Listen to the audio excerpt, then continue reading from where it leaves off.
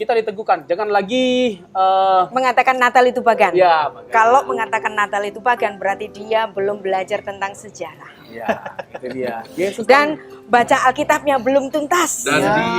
Dan dia sok tahu. Yes. kan sebenarnya sih banyak lah isu-isu yang perlu kita bahas kalau kita membahas tentang Yesus. Nah, ini yang membuktikan bahwa keyakinan kita bukan sekedar keyakinan teologis. Ya. Tetapi keyakinan teologis kita dikonfirmasi dengan keyakinan historis. Ya, itu dia. Nah, orang selalu terpaku pada kelahiran Yesus 25 Desember. Padahal inkarnasi Allah ke bumi itu bukan 25 Desember. Tetapi pada saat konsepsi yang dimana annunciation dari malaikat Gabriel itu kepada perawan Maria. Ketika Roh Kudus itu menaungi Maria dan di situ dia mengandung bayi. Dan bayi itu adalah Allah yang inkarnasi. Coba kita hitung. Mari kita hitung bersama-sama. Siap. Kalau Yesus itu lahir pada 25 Desember, coba reka-reka. 9 bulan ke belakang, kira-kira konsepsi itu terjadi pada bulan-bulan apa kira-kira? Pastor Mike, Pastor Robson, Dan Pastor Boy. dan Pastor Boy. Maret. Cepet, nah, kalau Ya. Bobo itu cepet hitung-hitungan. Maret. Bagi-bagi. Maret orang. akhir atau awal April. Atau awal ya. Ya, atau awal April. Karena kalender Yahudi dengan kalender Romawi itu agak ada geser-gesernya. Jadi kita bisa perkirakan. Nah, pada bulan Maret akhir dan awal April itu kira-kira jatuh hari raya apa yang terbesar bagi orang Yahudi? Bang, biasanya abang nih. Hari raya yang terbesar bagi orang Yahudi. Pasca dong. Paskah. Yes. Sudah Wah, dapat 200 abang ini. iya. Menang kuis 2 kali nih. Menang pasar. Artinya, orang selalu mengatakan gak mungkin Yesus lahir tanggal 25 Desember karena gak berkaitan dengan 7 hari raya. Tetapi kalau kita melihat konsepsi Yesus Kristus terjadi pada hari raya Paskah, disitulah terjadi inkarnasi ke bumi pada hari raya Paskah yang 9 bulan berikutnya adalah 25 Desember. Dan ini tertulis dalam catatan Bapak Gereja Tertullianus pada abad kedua bahwa kematian Kristus yang terjadi pada hari Paskah itu juga berkaitan dengan kelahirannya ketika bakal anak, ketika masuk ke dalam kandungan Maria, yaitu apa? Pada hari yang sama, yaitu hari raya Paskah. Dan 9 bulan setelahnya masuk kepada 25 Desember. Jadi Natal 25 Desember bukan pagan, tetapi ada di dalam catatan bapak-bapak gereja, bukan hanya Tertullianus. Kalau kita juga membaca dalam tulisan bapak gereja Hippolytus murid dari Irenaeus murid dari Polikarpus murid dari Rasul Yohanes, adalah generasi keempat dari kerasulan Kristus. Dia menuliskan bahwa Yesus Kristus itu lahir 8 hari sebelum kalender Januari. Nah, 8 hari sebelum kalender Januari Anda akan ketemu 25 Desember. Yang artinya di sini Natal itu bukan baru dirayakan pada abad keempat setelah Edik Milan, atau bukan Natal itu merayakan perayaan Dewa Matahari yang dicanangkan oleh Kaisar Aurelius, dan ini benar-benar tidak menyerap dari kebudayaan Romawi, tetapi tulisan-tulisan dari bapak-bapak gereja paling awal yang menyatakan bahwa konsepsi terjadi pada hari raya Paskah. 9 bulan berikutnya adalah masuk kepada Desember. Wow, brother hebat nih. Kita sering dengar khotbah di setiap Natal bahwa 25 Desember itu menyerap dari itu Dewa Matahari, Ya. Zaman Romawi dan banyak sekali versi tentang Natal. Dan Ya. hari ini kita ditransformasi pemikiran kita terkait dengan Natal bahwa memang 25 Desember dalam historisnya, dalam hitungan-hitungan Bapak Gereja pun Ya. menunjukkan bahwa memang benar ini tradisi Yahudi ya Bu? Atau Betul. tradisi apa ya Bu? Tradisi Yahudi ya Bu? Betul-betul. Nah, ini nanti kita akan bicara dalam segmen kedua. Wah, keren ini. Bahwa kita akan buktikan bahwa dokumen-dokumen gerejawi pun menyatakan bahwa Natal sudah dirayakan sebelum Edik Milan abad keempat. Siap. Ya. Brother ada bro? Jadi gini kan, terkait dengan tadi ya di awal pengantar berita Kristen dan non Kristen. Jadi di kalangan Kristen sendiri ada perbedaan pendapat sebenarnya. Ini Ya. diperdebatkan apakah benar tanggal 25 Desember itu adalah hari kelahiran Tuhan Yesus. Nah, kalau dari perspektif Bu Rita kan, ini mencoba untuk mengangkat kebenaran dari kelahiran Tuhan Yesus di tanggal 25 itu dari hitungan-hitungan tanggalnya, Ya. bulannya, Ya. dan Catatan bapak-bapak gereja. bapak rasuli bahkan. Yes. Ya kan ada para rasul, ada bapak rasuli, ada bapak gereja. Nah, selain bapak gereja, bapak rasuli juga menegaskannya. Nah, nanti kita akan menyoroti berbagai macam dasar teksnya juga, Bu ya, Yes. terkait dengan kelahiran Tuhan Yesus. Nah, ini Ya. menjadi menarik ini. Nah, kalau orang yang berpandangan di luar tanggal 25 Desember sebagai hari kelahiran Yesus nggak jadi masalah, silakan saja. Tetapi kita punya dasar atau argumentasi mengapa kita mengatakan tanggal 25 Desember itu sebagai hari kelahiran Tuhan Yesus. Siap. Setelah ini kita bahas, bro. Ya, oke. Kopi dulu lah, bro. Mantap.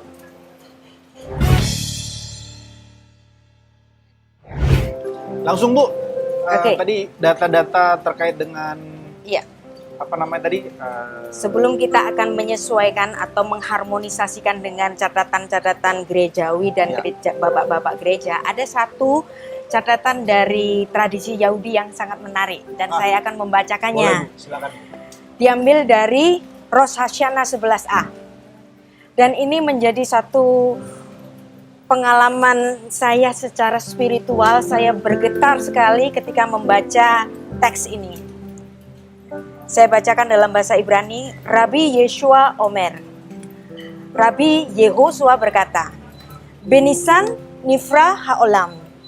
Alam semesta diciptakan pada bulan Nisan. Benisan Noldu Avot. Bapak-bapak leluhur Israel lahir pada bulan Nisan. Benisan Metu Avot. Bapak-bapak leluhur Israel mati pada bulan Nisan. Benisan Nik Alu. Kita telah ditebus pada bulan Nisan, yaitu keluaran bangsa Israel dari Mesir. Keluar ke padang gurun pada bulan Nisan. Dan yang terakhir sungguh menggetarkan hati. Benisan Atidin Ligael.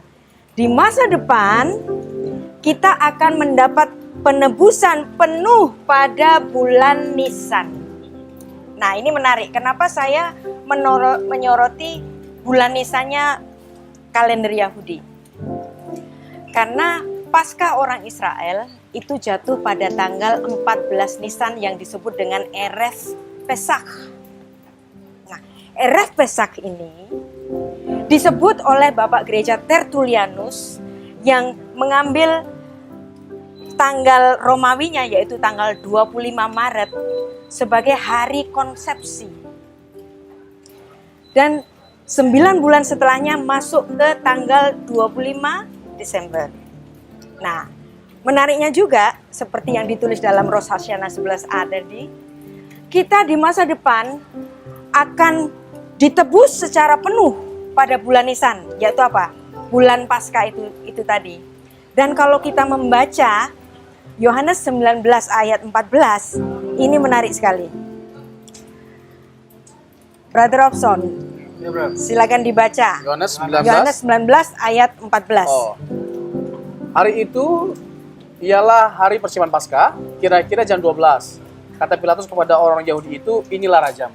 Nah, jadi kitab Yohanes 19 ayat 14 ini merujuk tanggal berapa Yesus itu mati, yaitu di mana? Tanggal persiapan Paskah yang bahasa Ibraninya adalah Erev Pesach. Erev Pesach itu secara tradisi Yahudi diperingati pada tanggal 14 Nisan, yang artinya di bulan yang sama, dan betul-betul di bulan itu kita semua mendapatkan penebusan secara penuh. Dan menurut Bapak Gereja Tertullianus, disitulah hari yang sama konsepsi terjadi, yaitu ketika Roh Kudus menaungi Maria dan masuk ke dalam rahim Maria, dan 9 bulan kemudian lahir di 25 Desember. Dan bukan cuma itu saja.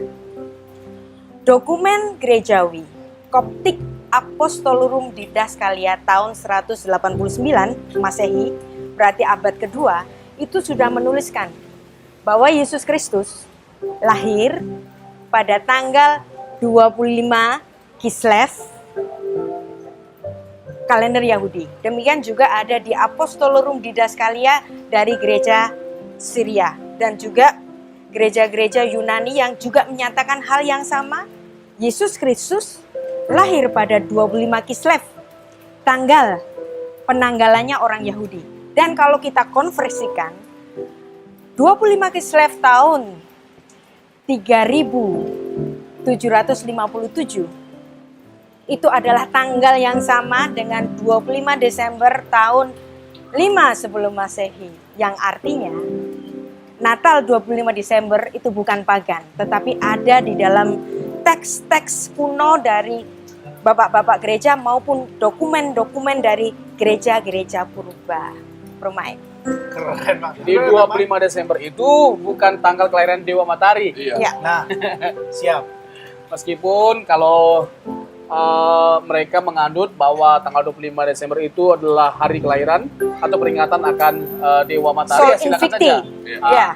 Tetapi itu nggak ada buktinya, nggak ada bukti secara sejarah yang dimana Dewa Matahari itu lahir 25 Desember, nggak ada bukti. Oh, secara Hanya asumsi, dan asumsi ini baru muncul pada sekitar abad ke-18 oleh seorang teolog Jerman yang bernama Ernst Jablonski. Ya. Jadi Jablonski ini karena dia anti terhadap gereja-gereja purba termasuk gereja Katolik Roma dan Ortodoks, dia memberikan suatu penyangkalan bahwa Yesus nggak mungkin lahir tanggal 25 Desember dan itu dia menuduh bahwa ini adalah serapan dari kepercayaan pagan. Tetapi sesungguhnya hal ini tidak ada dasarnya. Dan kalau kita membaca lagi tulisan kuno dari seorang yang bernama saya lupa ya, tunggu.